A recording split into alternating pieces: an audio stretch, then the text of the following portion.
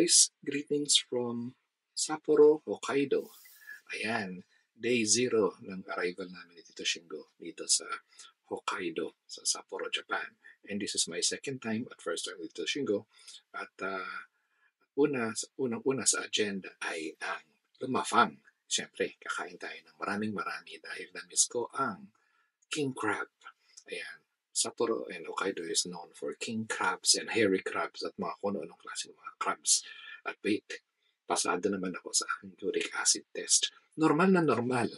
Siyempre may daya dahil umiinom tayo ng allopurinol. And this portion is not brought to you by allopurinol. Ayan. So, pwede naman kumain. Pwede naman tumikim. Pasko naman. Ayan. Pero wag naman ubos biyaya. Ayan. May bukas pa. At dahil may bukas pa, bukas ang schedule naman namin ay uulitin namin ang Hoheikyo Onsen. Unang-unang gagawin dito sa Japan, dito sa Hokkaido, ay mag-only crabs. O, diba? Mahal nun. Kaya talagang susulitin namin only abihoday, meaning buffet siya. Pero may limit actually, 90 minutes. So, 90 minutes na only crabs at only nom-nom. Ayan. And dahil bakasyon at hindi ako magdadrive at dahil Pasko naman, kaya cheers! Bye! Merry Christmas! Cheers! Kasi nga yung Hoheikyo Hot Spring Adventures. Tapos, nakapagpa-reserve din si Tito Shingo para sa Genghis Khan. Ayan, sikat na sikat yung restaurant na yan dito sa Hokkaido. Isa sa mga must-try na mga tourist ang Genghis Khan. At bukas naman yan. Nakakuha rin kami ng reservation. Tapos, sa makalawa, which is Christmas Day na, bahala na. Papaikot-ikot na lang kami din sa syudad at maghahanap kami ng kung ano magagawa namin during Christmas Day. Tapos, sa ano ba ngayon? 22, 23, 24? Tama. So, 25. Oo nga na, may extra. 22 ngayon. Dumating kami. 23 bukas, Hot Spring. 24 Oo nga! Pupunta kami sa Winter Wonderland sa Mount Moiwa. Ayan. Napunta ko na siya last time pero hindi ko siya masyadong na-highlight. Although naipakita ito sa movie na kita-kita. Pero kikitain natin kung anong meron ganap ngayon na puting-puti na siya dahil puno-puno na siya ng snow. At hindi na siguro kami maging snow sa thunders namin ito. Baka mabalian pa kami. And kanina nga may manifesting. May nakita kaming naka-clutches. Basta, yung nakasaklay doon sa airport kanina. Mukhang nabalian sa kanyang skiing adventure. Kaya, premonition. Wag nang mag-ski. Ayan, maglaro na lang sa snow. Bodyboard pwede siguro, pero basta wag na yung mga delikado at medyo may edad na ang ating mga kasakasuhan at ating mga puto-puto. Kaya, ayun pala, sa 24, yung Mount Moiwa. Sa 25, ikot-ikot na kami dito sa syudad at kakain. At tapos nun sa 26, balik na kami sa Beppu, Owita, Japan. At dyan, ito na, ang susunod na eksena ay kakain na kami ng crabs. See you later! Dito na kami. Kasi nagagaya ang pila. Buti na lang naka-reserve si Shingo Bells. Kaya, ang fasting. Ayan. Good job, Tito Shingo.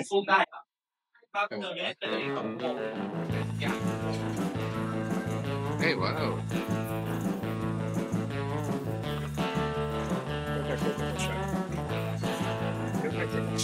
Chinese na. 5 karat. Fight. Okay, fighting. Let's go.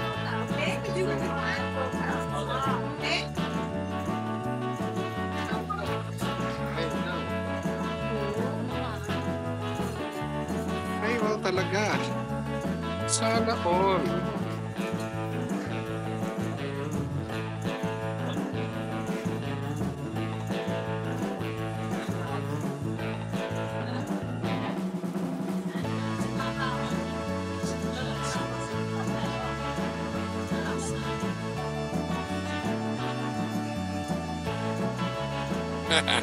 At dami.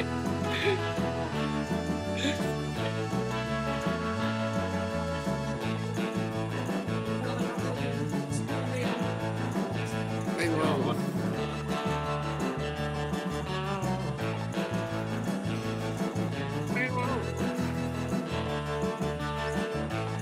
SM.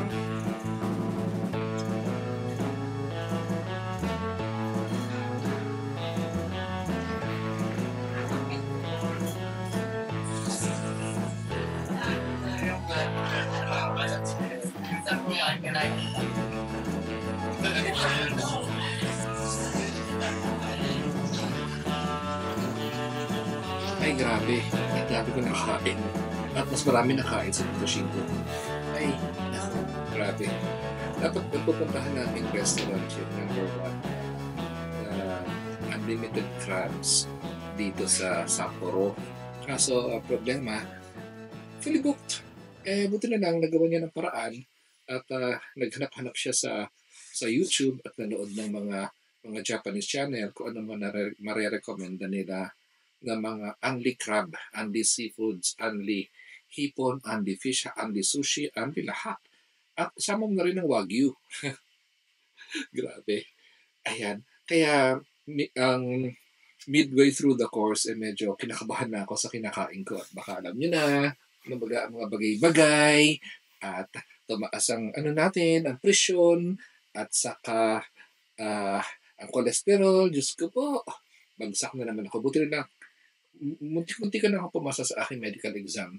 Nakatatapos lang last month. Kaya, see you on February na naman sa akin doktor. Kaya meron pa akong 2 buwan para i-exercise daw. Meron akong 2 buwan para i-diet. Okay? At i-herbal. Itong lahat ng mga pinagkakain ko nitong mga... Ngayon pa lang, day 0 pa lang namin ni Tito Shingo dito sa Sapporo. Anyway, so, magkano daw?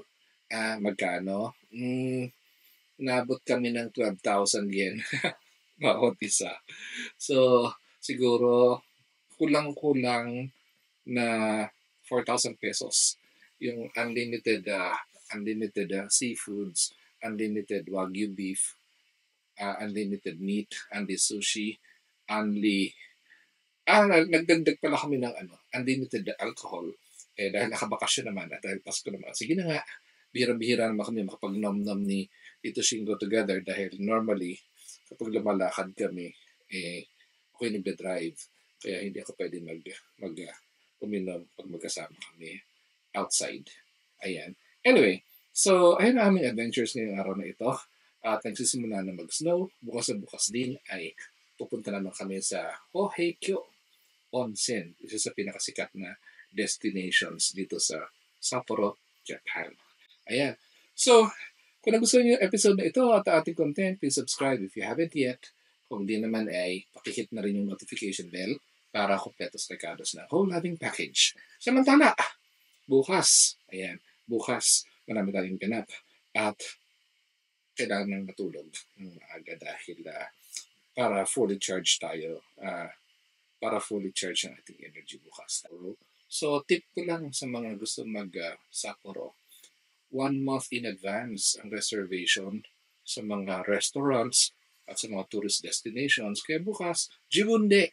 As in, kami na lang. Bahala na kami makarating doon sa destinasyon.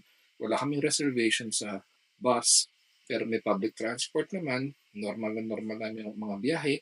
Hindi kagaya na una ko siyang ginawa noong panahon ng pandemic na walang masyadong tao at bibihira ang biyahe ng bus. Kaya good luck to us tomorrow.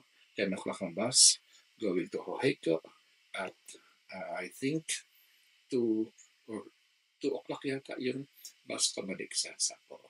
At dahil dyan, we will see you next vlog. Bye guys! Bonus clip. Ayan, yung totoo, naglagay na ako ng salon pa sa aking paa. At baka mamaga siya sa rayuma. Kakalanta ko ng seafoods kanina. Tapos uminom na ako ng aking mga maintenance medicines. Ayun.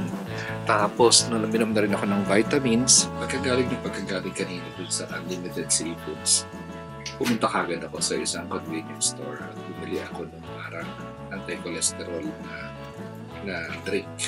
Meron ganun sa Japan yung kapag super lang ka ng kain, pwede kang pumunta sa 7-Eleven at bumili ng yung drink na may atay. Tingnan nyo na lang pala itsura na. May liver extract na may turmeric.